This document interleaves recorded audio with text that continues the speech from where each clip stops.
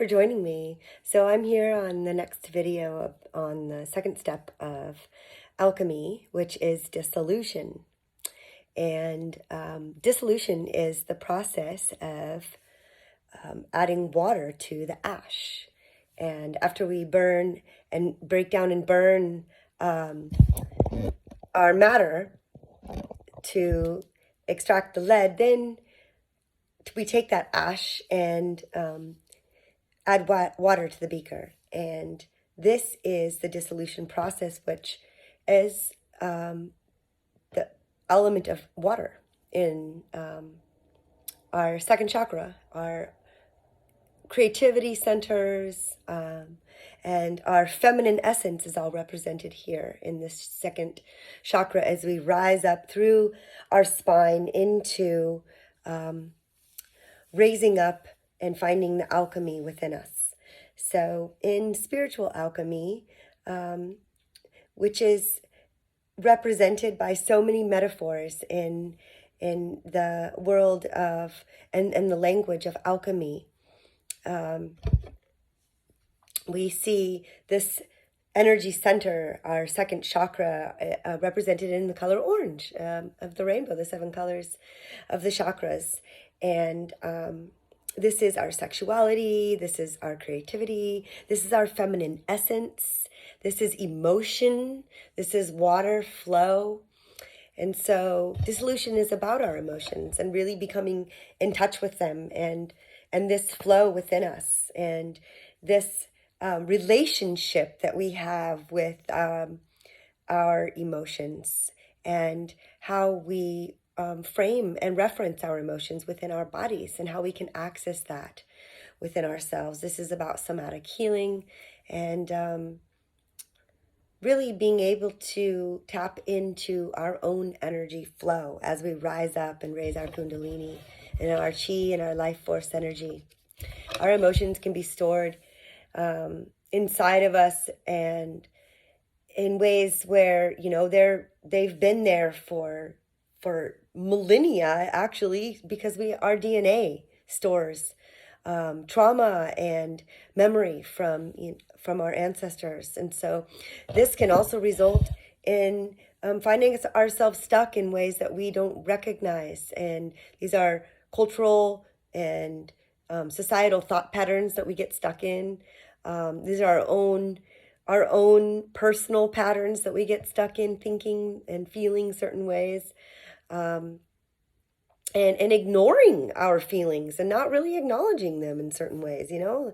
A lot of times we're taught not to tap into our feeling like it is a weakness, but it is truly a strength to be able to feel and to recognize what those feelings are, and also find out where they are in our bodies and ask ourselves where the feelings are coming from. So in the second stage of alchemy, in the dissolution, I really tap into the energy of the feminine, the sacred feminine, the goddess, the mother, the emotion that flows through us, the ocean, the rivers are all represented here in the second chakra.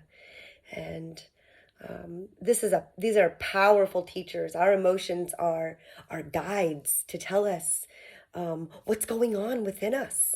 And when we don't truly recognize our emotions, how can we have control over our thoughts, right? So to start somewhere, we first have to start with how we feel. And then we can rise up into the next space in our lives. So just like the ocean ebb and flow and the rhythm of the water and the relationship with the moon cycles in our lives,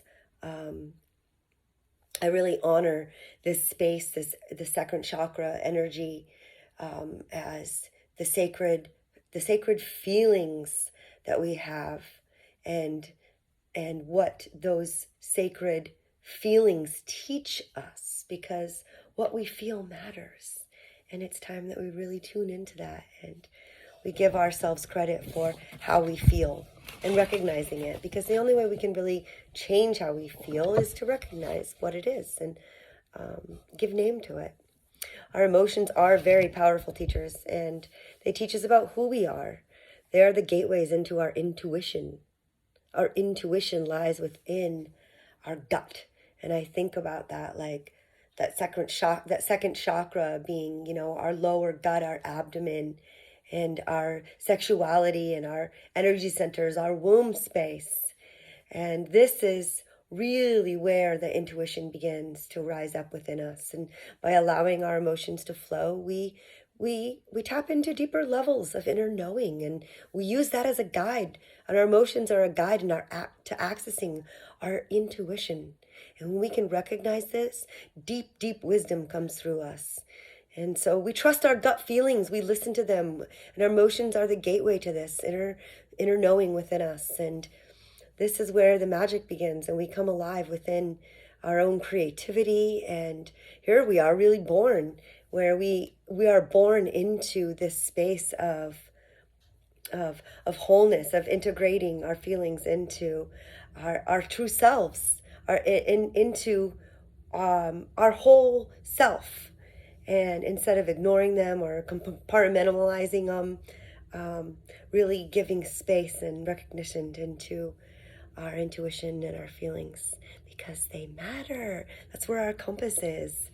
Our compass is our intuition. It's our guide. So our bodies are mostly made of water, and water is receptive. And so I like to think of the experiment with water being left in two different containers, and one jug of water was written negative words and mantras on it of hate and yucky and distress and anxiety, and the other jug of water was placed with positive affirmations written upon it, and left alone. These two jugs of water were left alone and in an empty space and untouched. And a month later, the person who conducted this experiment went back and saw that the container of the water that had negative affirmations written all over it was murky and muddled and looked really gross and had some mold on it. And the one with all the positive affirmations was clear. And this was a huge indicator into the power of our emotion, and to recognizing our emotions and recognizing positive and negative feelings that we have within us, and what those can do to our bodies, just the way that, you know, this water was receptive to the positive and negative words and affirmations written on each cup. So our emotions are a reflection of what's going on within our bodies, and really being able to tune into our feeling gives us a better guide into what else is going on for us inside of our bodies and inside of our lives, our energy centers. So tune in, ask yourself, what are you feeling today? How are you feeling? And where are you feeling it? So this is just information. And then once we have that information, then we can move forward and rise up into even more self-empowerment. So I like to take a ritual the ritual of holding a bowl of water and blessing myself with this bowl of water. And sometimes I put beautiful rose petals in it, or even just a spray bottle, a container of rose water, and spray myself down in representation of the water element of the second chakra and the dissolution. Because when we add the water to the ash, we actually create a solution. This is an ashy solution. And so I like to think of that way of wording it, as well as finding the solution through our emotion. So that's our guide, our intuition.